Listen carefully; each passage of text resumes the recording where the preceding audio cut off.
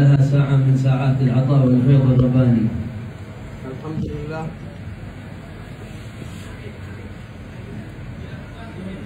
Alhamdulillah, segala puja dan puji syukur kehadirat Allah Subhanahu wa taala. Mudah-mudahan Allah Subhanahu wa taala menjadikan malam ini adalah malam curahan rahmat ruhani dari Allah Subhanahu wa taala bagi kita semua yang hadir. سعادتنا في الدنيا والآخرة بمحبة سيدنا محمد واتباعه. Kebahagiaan kita di dunia dan kebahagiaan kita di akhirat itu tergantung kepada kecintaan kita dan kemampuan kita meneladani Nabi Muhammad sallallahu alaihi wasallam. واشتغالنا بأخباره صلى الله عليه وسلم علامة إرادة الخير بنا من الله. Dan kesempatan yang kita miliki dan kita gunakan untuk mengkaji sejarah Nabi Muhammad itu adalah pertanda bahwa Allah Subhanahu wa taala memilih kita untuk bisa menjadi orang-orang yang baik. كان يقول الإمام الحبيب علي بن محمد الحبشي إنا على خير ما دامت صفاته تدار. Al-Habib al-Imam Al-Qutbul Malik Al-Habib Ali bin Muhammad Al-Habsyi, pengarang Maulid Al-Habsyi, beliau pernah mengatakan kebaikan itu akan selalu ada pada diri seseorang selama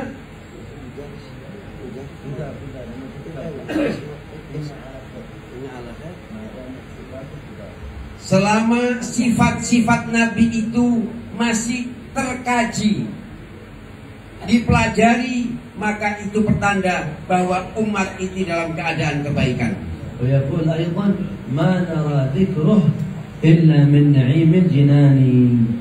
Tidaklah kita mengenang Nabi Muhammad kecuali pada saat itu kita sedang menghembus kenikmatan surganya Allah Subhanahu wa taala. كان النبي محمد صلى الله عليه وسلم أرحم الناس بالصبيان والعيال. Nabi Muhammad sallallahu alaihi wasallam adalah manusia yang paling kasih sayang, terutama kepada anak-anak muda dan anak-anak yang masih kecil. كان يوما يخطب على المنبر الشريف. Satu kali waktu beliau sallallahu alaihi wasallam sedang menyampaikan khutbah di mimbarnya yang mulia. فدخل الحسنان يحبوان وهما صغار، هذا عمره 2 وهذا 3 سنين. Tiba-tiba datanglah kedua cucunda beliau, Sayyidina Imam Hasan dan Sayyidina Imam Husain, yang waktu itu usianya sekitar 1 atau 2 tahun. وكان يمشيان ويعثران يعني يسقطان. Keduanya berjalan sambil tertatih-tatih. لم يتمالك صلى الله عليه وسلم نفسه فنزل من المنبر. Rasulullah sallallahu alaihi wasallam ketika melihat saat kejadian itu, Rasulullah SAW menghentikan ceramahnya, lalu beliau turun dari mimbarnya dan menyambut kedua cucunya yang tertatih-tatih itu. وحملهما إليه. Dan digendonglah keduanya. وقال للناس بعد ذلك صدق الله تعالى.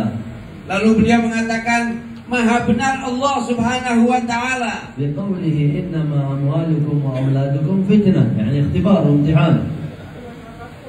Sungguh benar apa yang Allah firmankan, innama amwalukum wa auladukum fitnah, bahwasanya keluarga kalian, anak-anak kalian adalah godaan bagi kalian.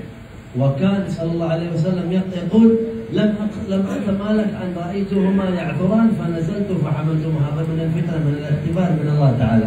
Aku ketika menyampaikan khutbah, lalu aku melihat cucuku itu tertatih-tatih, bahkan terjatuh dalam ketika berjalan, maka hatiku tidak tega, sehingga aku tidak bisa melanjutkan khutbahku dan aku memilih untuk turun dari mimbarku dan menolong mereka. Dan inilah bagian daripada godaan. كيف ترون لو واحد خطيب نزل من المنبر يحمل ولده إلا ضده؟ Coba kira-kira bagaimana kalau saat ini kita melihat ada seorang khatib di atas mimbar sedang berapi-api, tahu-tahu turun dari mimbarnya dan menggendong cucunya. Mungkin يتكلمون عليه الناس ولا؟ Pasti ia akan dicaci dan dimaki oleh banyak orang. إن هذا سيدنا محمد. Tapi ini yang kita ceritakan adalah Nabi Muhammad, semulia-mulianya manusia. مرة من المرات كان يصلي بالناس عليه أفضل وأتم الصلاة والسلام. Satu kali waktu pada kesempatan yang lain, beliau sallallahu alaihi wasallam sedang melakukan sholat. وكانت سنته إذا صلى بالناس إماما أو صلى والناس ينظرون إليه صلى صلاة خفيفة تامة الركوع والسجود خفيفة ما يطول فيها صلى الله عليه وسلم. Di antara sunnah atau kebiasaan Nabi Muhammad sallallahu alaihi wasallam, jika melakukan sholat berjamaah atau beliau sholat di tengah-tengah banyak orang, diperhatikan orang, maka Nabi Muhammad selalu mempersingkat sholatnya. Artinya melakukan sholat itu tidak panjang. لكن اليوم صلى فأطال في السجود. Pada saat itu beliau sholat, kemudian beliau sujudnya lama sekali. تعجب الصحابة من هذا التطويل. Sahabat-sahabat yang ikut bersujud di belakangnya terheran-heran. Tidak biasanya Rasulullah sholatnya dipanjangkan. فالتفت إليهم. Lalu Rasulullah SAW setelah berdiri dari sujudnya tentunya menoleh kepada mereka. كان عنده أحد أسباطه كأنه سيدنا الحسين. Ada salah satu cucunya bersama beliau, yaitu Sayyidina Husain. قال إن ابني هذا ارتحلني وأنا في السجود يعني ركب على ظهري وأنا ساجد فكرهت أن أقطع عليه يعني هو يلعب ما غير يغير عليه. قال استمر في سجوده صلى الله عليه وسلم حتى ابتعد بنفسه ثم رفع من السجود. Setelah selesai sholat, Nabi Muhammad SAW menoleh ke belakang melihat para jamaahnya yang berjamaah dengan beliau. Lalu beliau menyampaikan kepada para sahabat-sahabat yang saat itu menjadi makmumnya Nabi Muhammad SAW. Beliau mengatakan, wahai hadirin sekalian, ketahuilah bahwa aku tadi memperpanjang sujudku karena ketika aku sujud, cucuku ini sedang menunggangi punggungku dan aku tidak ingin mengganggu kesenangannya. Aku baru berdiri setelah ini cucu turun daripada punggungnya. في حضرة الله ويراعي الطفل الصغير صلى الله عليه وآله وسلم. Bagaimana mulianya manusia ini di saat-saat beribadah menghadap kepada Allah, beliau masih memperhatikan perasaan hak orang lain. يقول لساداتنا الصحابة. Beliau pernah menyampaikan kepada para sahabat-sahabatnya, إني لا أدخل في الصلاة. Aku tidak memulai sholatku. أريد أن أطيلها. Untuk memperpanjangnya. فأتجوز فيها أخفف. Lalu saya memperpendek sholat saya. لما أسمع من بكاء الصبيان في المسجد. Aku tidak melakukan sholat yang mana pada saat itu aku berkeinginan untuk memperpanjang sholatku. Lalu aku mendengar tangisan seorang bayi, maka aku akan persingkat sholatku. لماذا قال لما أعلم من وجد أمهاتهم هذا الذي الولد الصغير يبكي أمه مسكينة ما بتجي على الصلاة يخفف الصلاة صلى الله عليه وسلم رفقا بالأمهات والأولاد. Kata Nabi, kenapa saya melakukan hal semacam itu? Karena aku merasakan betapa gelisahnya ibu tersebut ketika melihat anaknya menangis, dan aku tidak mau membuat ibunya sholat dalam keadaan gelisah karena aku memperpanjangnya sehingga aku mempersingkat sholatku. Rahmah kamilah syamilah. Rahmat yang sempurna. Ma nadri kayf nasif hadzal habib sallallahu alaihi wasallam. Begitu tinggi kemuliaannya sehingga aku tidak tahu kata-kata apa yang pantas untuk diungkap untuk mengungkapkan keindahan akhlak Nabi Muhammad SAW. Satu kali waktu Nabi Muhammad SAW berjalan, طائر من الطيور يحط ويطير يحط ويطير بشكل مقلق غير طبيعي. Dalam ketika berjalan ini Nabi Muhammad melihat ada seekor burung. Burung ini tidak biasanya. Dia terbang turun lagi, terbang turun lagi. يقول للصحابة من فجع هذه بولدها ردوا عليها ولدها كأن أحد منهم أخذ أولادها من العش وقالت تبحث عنهم. النبي غضب ردوا عليها أولادها لا تقلقوها لا تخوفونها.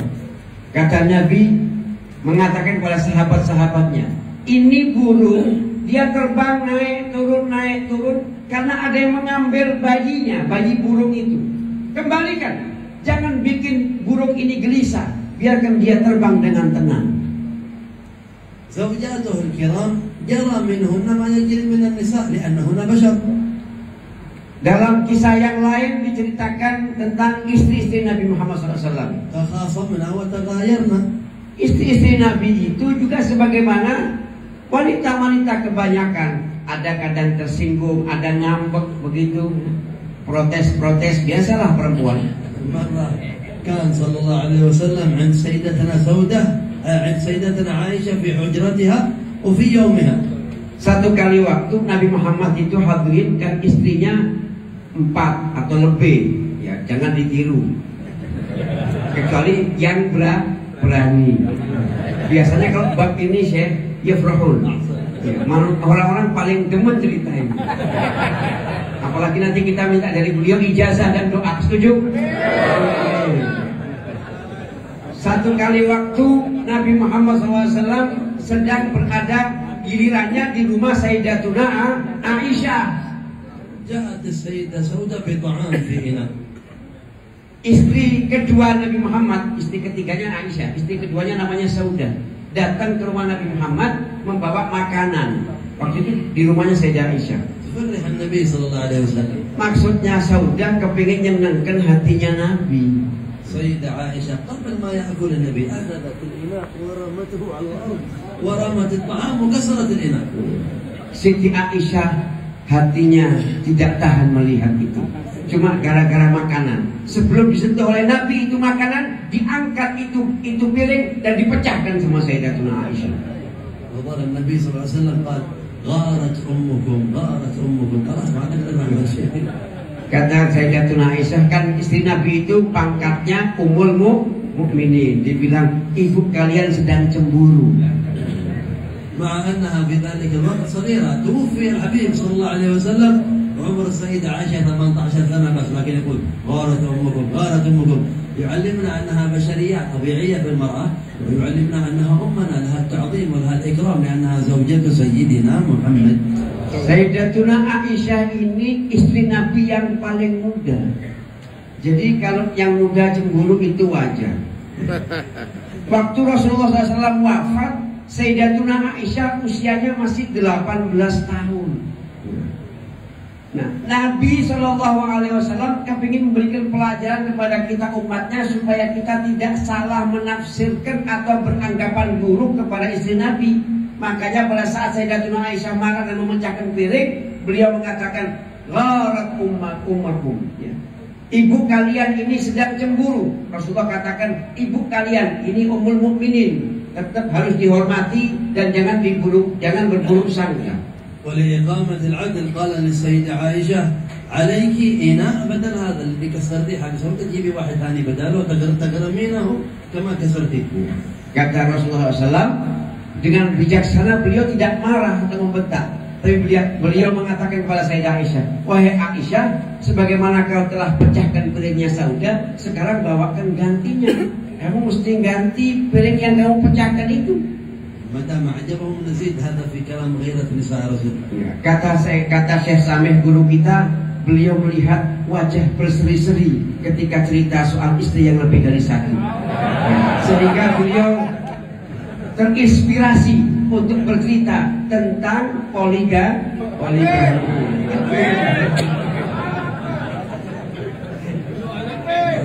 Lama dakhala sallallahu alaihi wasallam Makkah عام الفتح. Satu kali waktu pada Amul Fatah, tahun di mana Rasulullah SAW kembali membebaskan kota Makkah.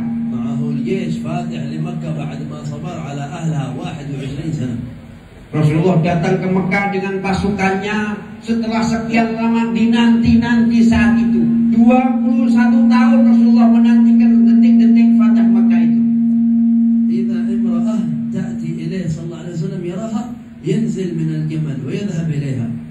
Tiba-tiba Rasulullah sudah datang dengan pasukannya ini, pemimpin. Rasulullah ini pemimpin, datang dengan pasukannya.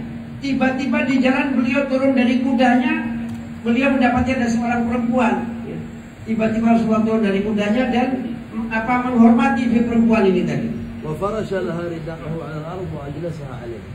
Tidak hanya turun dari kudanya, beliau Shallallahu Alaihi Wasallam menggelar ridahnya, digelarkan.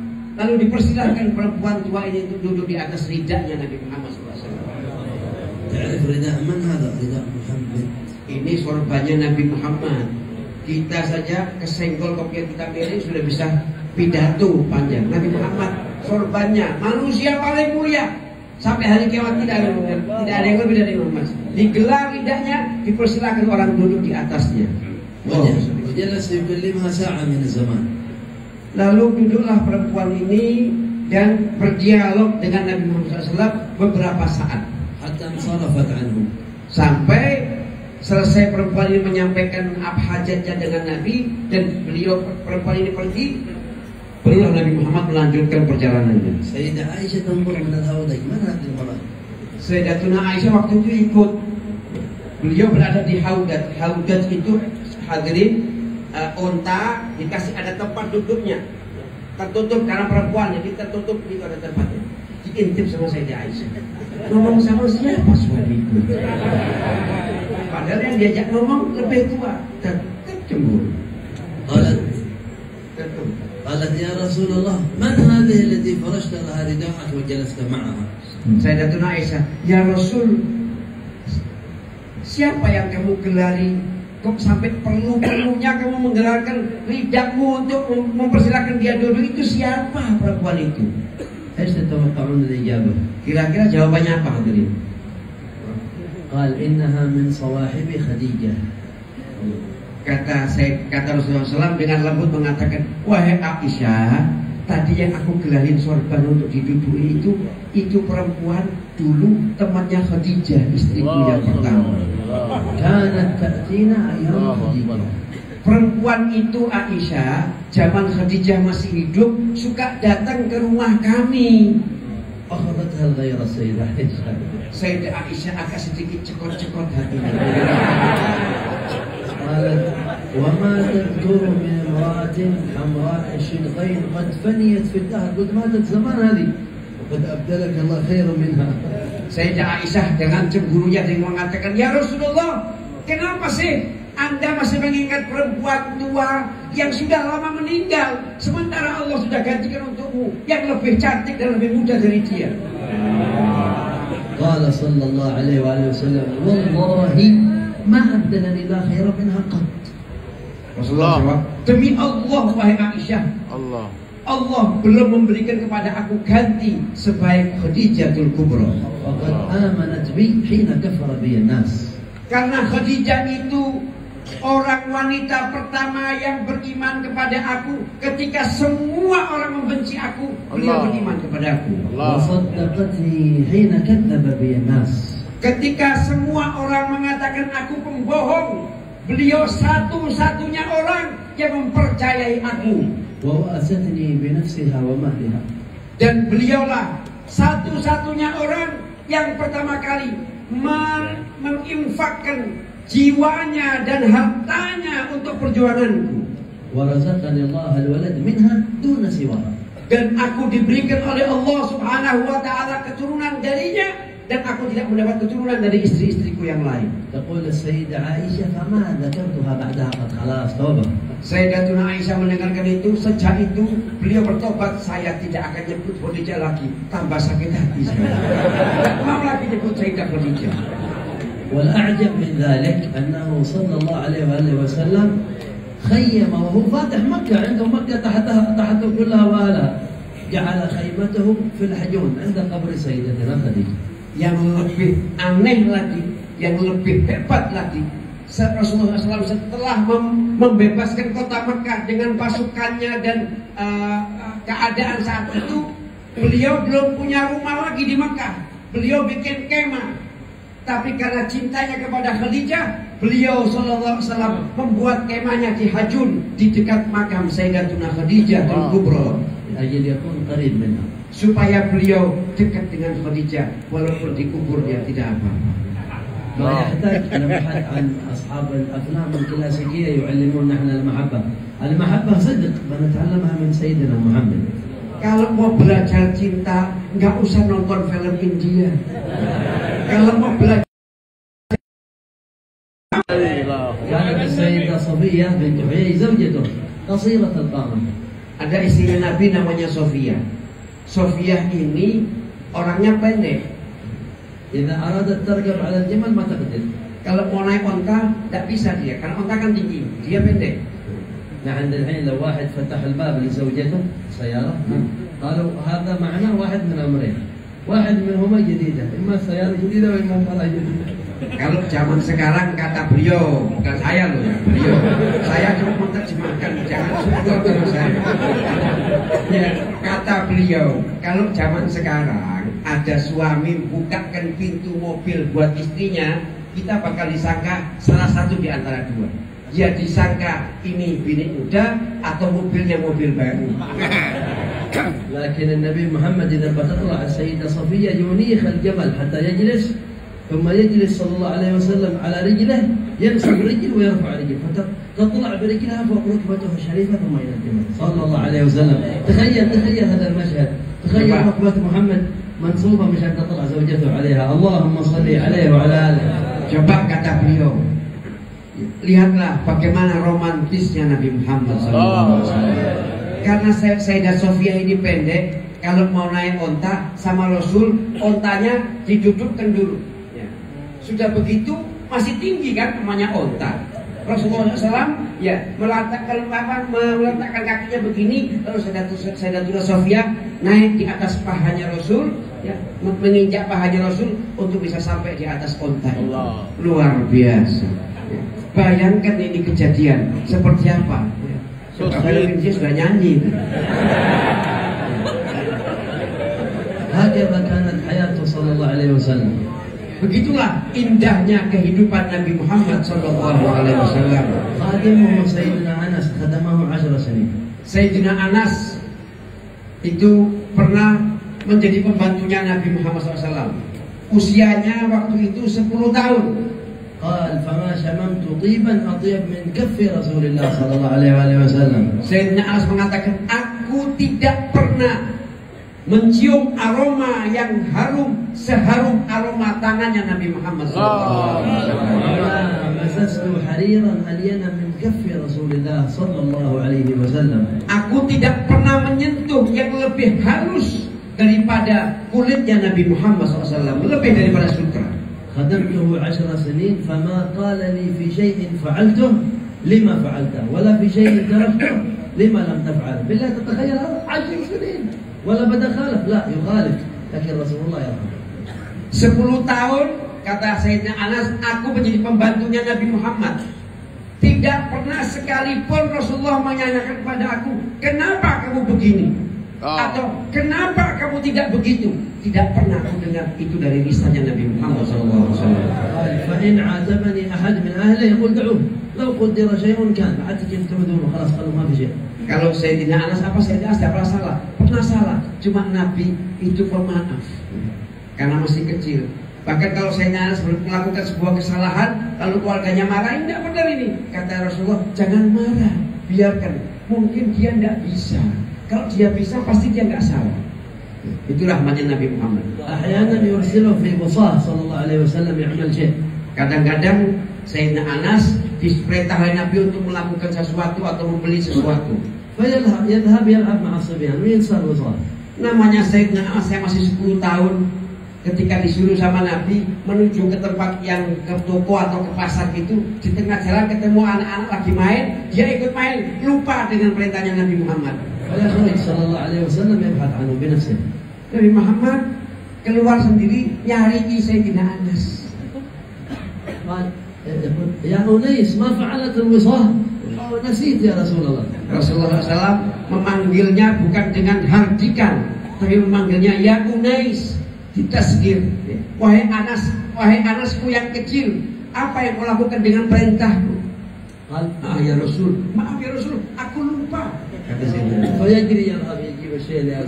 Setelah itu Sayyidina Anas ingat, oh ya, lalu dia lari melakukan apa yang diperintahkan Nabi SAW kepadanya. Kan yumazihu yaqulu ya dzal udhunain, kullu nas ma'hum udhunain ala sabil al-mulatafa wal mumazaha. Dan Nabi itu walaupun termulianya manusia, tapi beliau juga santun dan suka bersenda burung. Kadang-kadang kalau manggil Anas, wahai yang punya 2 telinga, ini ya semua orang punya 2 telinga, tapi Rasulullah SAW juga ngelucu. خرج يوما مع سيدنا حذيفة بن اليمان اللهم صل وسلم عليه وعلى آله. Pernah beliau keluar dengan Sayyidina Hudzaifah bin Yaman. في الطريق أراد النبي صلى الله عليه وسلم أن يغتسل. Di jalan Nabi SAW ingin mandi. وكان صلى الله عليه وسلم لا يغتسل عاريا حتى في بيته. Nabi Muhammad SAW itu hadirin tidak pernah mandi dalam keadaan telanjang walaupun di rumahnya. Yastur ma baina surra wa rukbah. Beliau selalu menutup aurat antara pusar dan lutut. Wa ma'a shiddat haya'ih ma yaghtasil wan nas yanzurun walau kana rijal. Dan di antara tingginya rasa malunya Nabi, Nabi tidak pernah mau mandi kalau ada yang melihat dia walaupun sama-sama laki-lakinya. Sayyidina Hudzaifah ya'rif dzalik, akhadh thawb wa qama yastur an-nabi sallallahu alaihi wasallam hatta la yara ahad. Nah, Sayyidina Hudzaifah faham sifatnya Nabi. Akhirnya dia mengambil kain atau ridaknya atau bajunya begitu, lalu dibuatkanlah setir begitu ya, tabir begitu untuk menutupi supaya nggak ada yang melihat Nabi. Thumma labisa sallallahu alaihi wasallam malabisahu. Kemudian Nabi SAW dia melakukan dan memakai bajunya. Thumma arad Sayyidina Hudzaifah an yaghtasil. Kemudian setelah itu Sayyidina Hudzaifah kepingin mandi juga. Faqama al-Habib sallallahu alaihi wasallam yasturuhu bithawb. Ketika Sayyidina Hudzaifah mau mandi, Nabi bergantian membuka bajunya atau menutupi Sayyidina Hudzaifah itu tadi. Nabi sendiri. Ya Rasulullah, la haja ila hadha, ma yahtaj. Ya Rasulullah, enggak perlu ya Rasul, enggak usah ya Rasul, kata Sayyidina Hudzaifah. Yastahi an yaqum Rasulullah bi nafsihi fi khidmatihi. Aku malu kalau Rasul harus berdiri hanya untuk berkhidmat kepada aku. Qal ya Hudzaifah, mastahaba ithnan sa'atan min nahar illa kana ahabbuhuma ila Allah arfaquhuma bi sahibihi. Qala rabbi yas'alni yaqra' an hadha, ana baghit akun rafiq bik. Allahumma salli alaihi.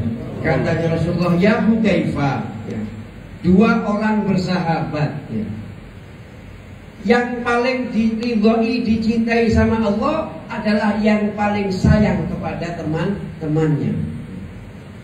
Qissah wahidah ba'azidhum wa akhtim biha insyaallah. Dan saya akan tutup ceramah saya ini dengan satu cerita lagi. Ayyam huwa bi Makkah sallallahu alaihi wa sahbihi wasallam. Ketika Rasulullah SAW di masa Makkah, asyad man yu'dhihi Abu Jahal. Yang paling gencar mengganggu beliau adalah Abu Jahal. Wa ya'rif tariq an-nabi kulli yawm min baytihi ila al-haram. Dan Abu Jahal ini tahu rute perjalanannya Nabi. Nabi keluar dari rumah ke masjid lewat mana, beliau tahu.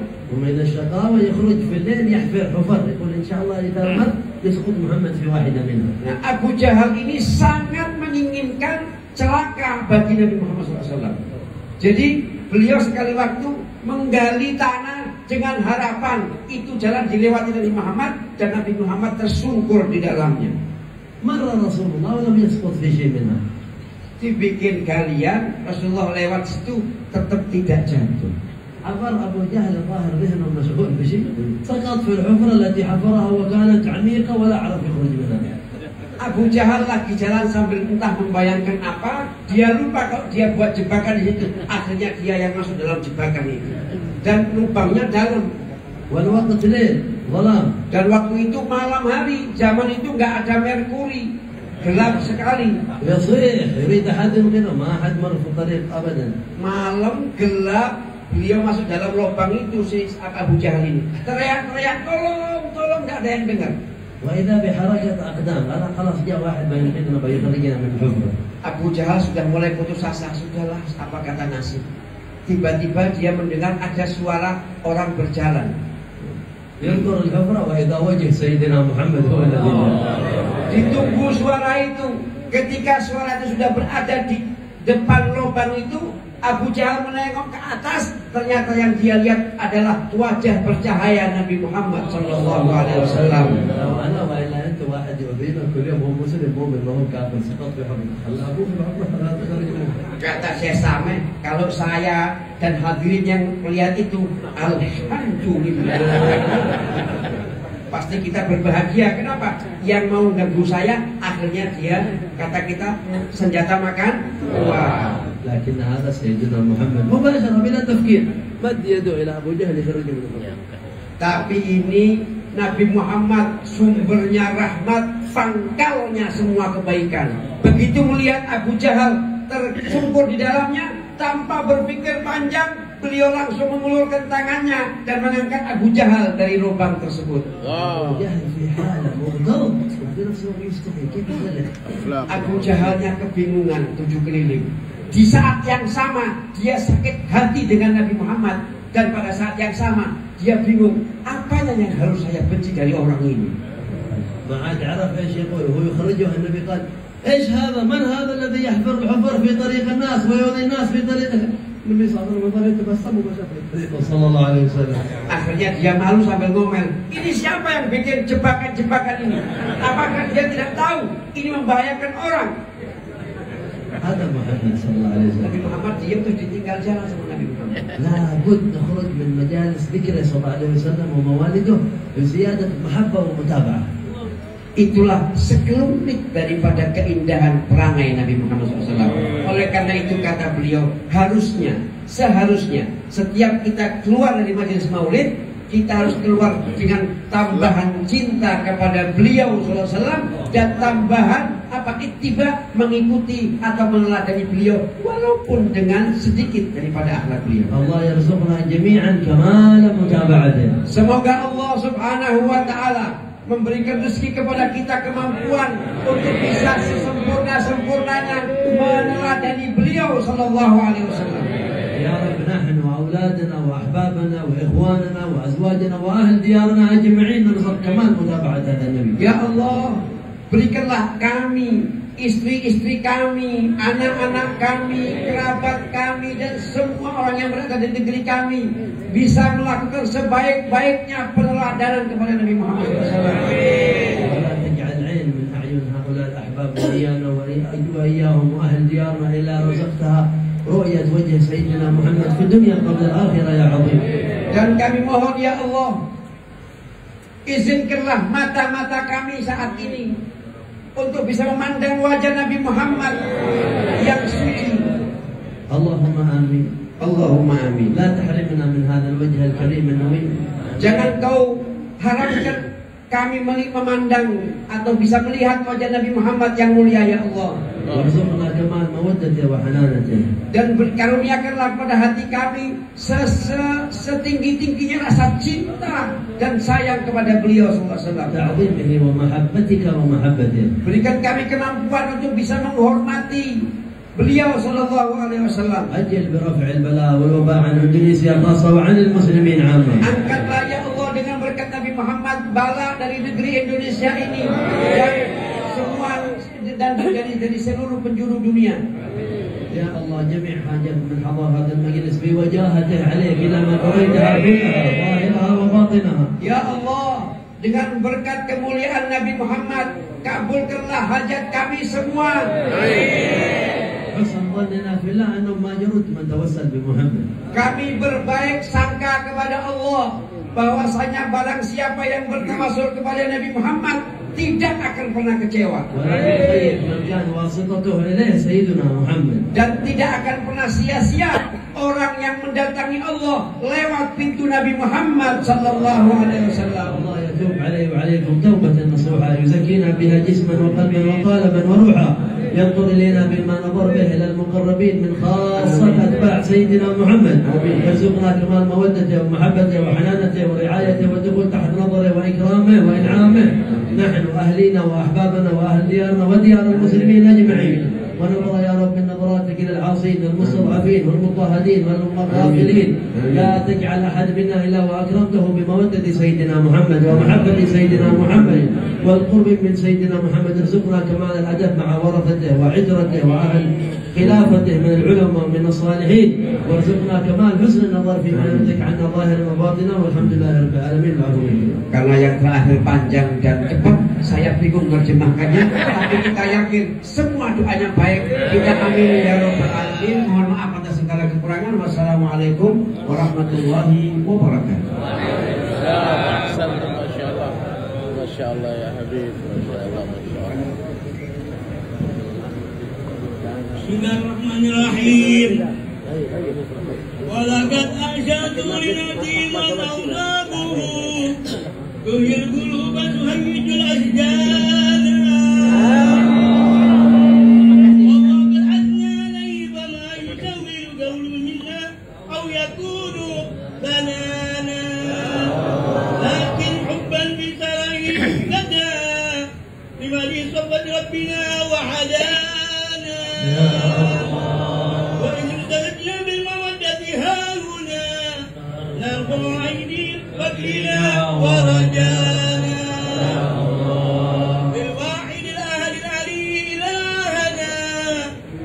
واصلين من إليه دعانا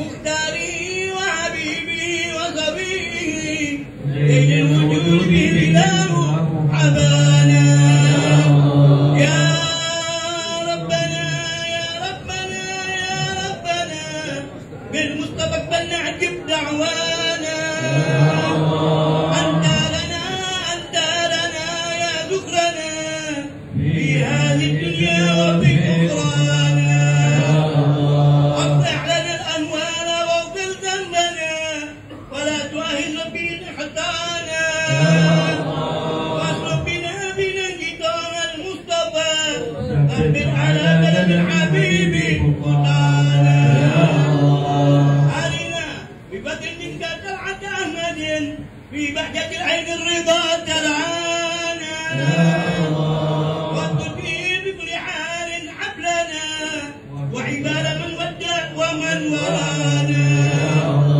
والمحسنين ومن أجاب نداءنا وذوي العقود وطالبا أوصانا والحاضرين وسعيا في جمعنا ها نحن بين يديك حتى ترانا وقد نجوناك فعجب سؤلنا واسمع بفتك يا سميع دعانا وانصر بنا سنة في بقاع الأرض واجمع كل من عدانا وانظر إلينا واسقنا كأس الهنا واشفي معافنا ملكنا مولانا واقضي لنا الحاجات واشف ختمنا إلا الممات وعفو عن قربانا يا ربي واجمعنا واحبابا لنا بذلك الفردوس يا رجوانا يا ربي واجمعنا واحبابا لنا بذلك الفردوس يا رجوانا يا ربي واجمعنا واحبابا لنا بذلك الفردوس يا رجوانا بالمصطفى صل عليه وآله ما حركت ريح الصبا أوصانا سبحان ربك رب العزة عما يصفون والسلام على المرسلين والحمد لله رب العالمين إن الله وملائكته يصلون على النبي يا أيها الذين آمنوا صلوا عليه وسلموا تسليما الصلاة والسلام عليك يا سيد المرسلين الصلاة والسلام عليك يا خاتم النبيين الصلاة والسلام عليك يا مسك الله رحمة للعالمين ورضي الله تعالى عن أسباب رسول الله أجمعين. بحق وبجيش الرسول صلى الله عليه وسلم الفاتحة.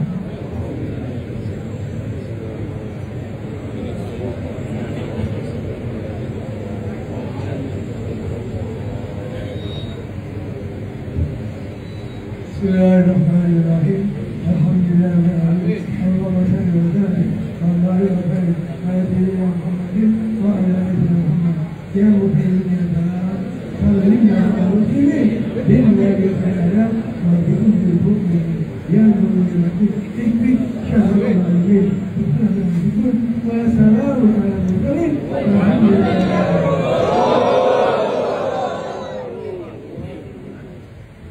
Kami ungkap sekali lagi bahwasanya peringatan Maulid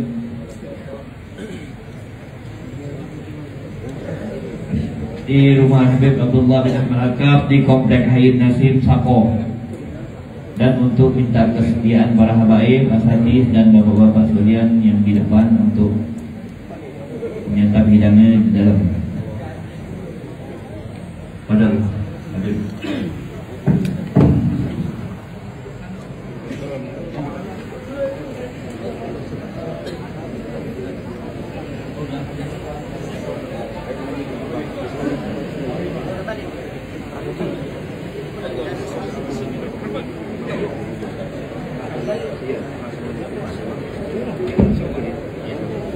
Ustaz, Masya Allah, doakan kita supaya jadi orang beruntung kayak antum. Alhamdulillah, mudah-mudahan. Tahni'an lakum, Masya Allah. Allah yahfadkum, Allah yahfadkum. Masya Allah.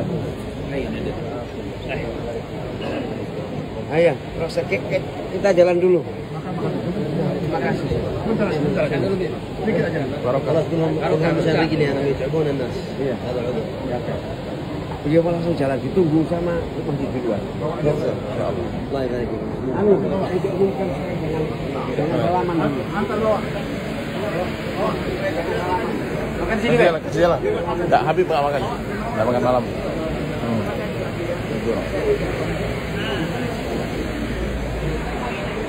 Kir, kawan Kir. Assalamualaikum. Masya Allah, Masya Allah. Luar biasa nih, Bang. Beb.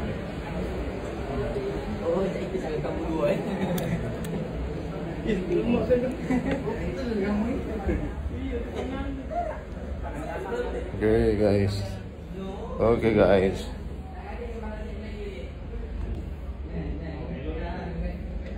Mana kepala kambingnya?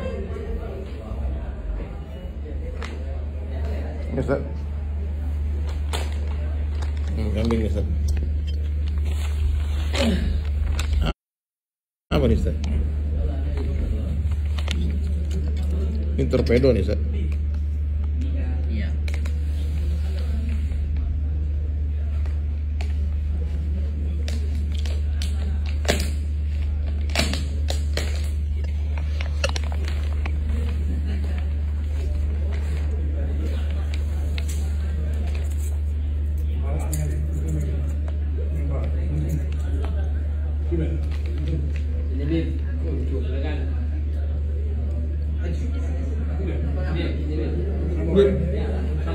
Sama. Bebas gimana ya?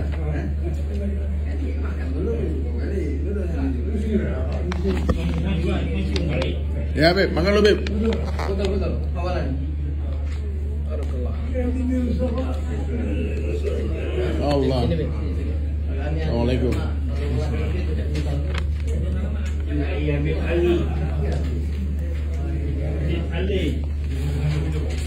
Ya Habib, Masya Allah. Doakan Habib.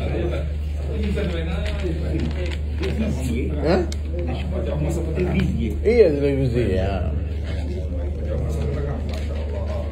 Bukan ya kablah.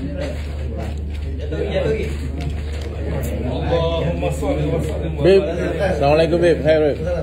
Alhamdulillah ya Bib, Masya Allah ya. Luar biasa sih. Anak terpesona nih dengan Kambiang.